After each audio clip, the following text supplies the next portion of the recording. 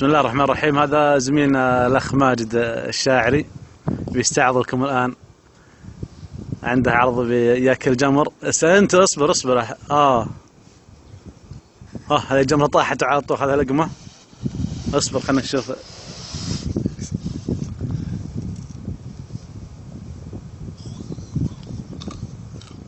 لا إله إلا الله. إن شاء الله.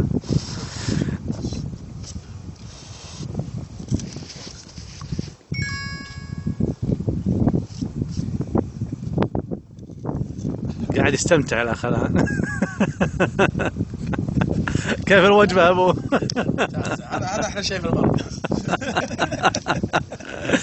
طبعا لا صار طفشان الرجال، ولع على عود وقام ياكل جمر ولا جيب القزاز اللي هناك. ما تكاست اللمبة.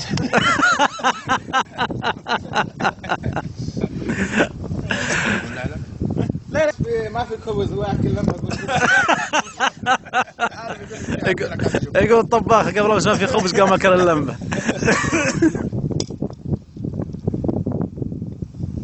هذه يلا بسم الله. لمبه نيون. بسم الله الرحمن الرحيم. ما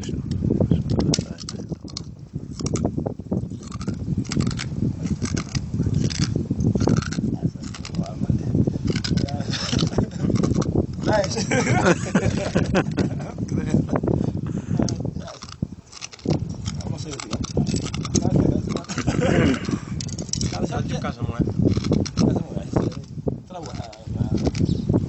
انا شفت جاز دخل. راح ترمسه. هذا قزاز.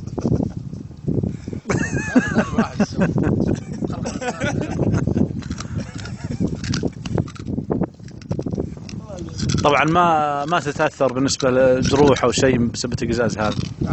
ما شاء الله سبحان الله يا ولد.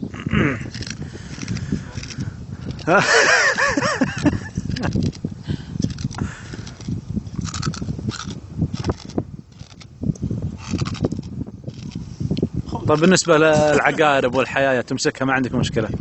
لا والله العقرب اللي طارف والسمين بس بعد يروح لكم ما عنده مشكله. اي سبحان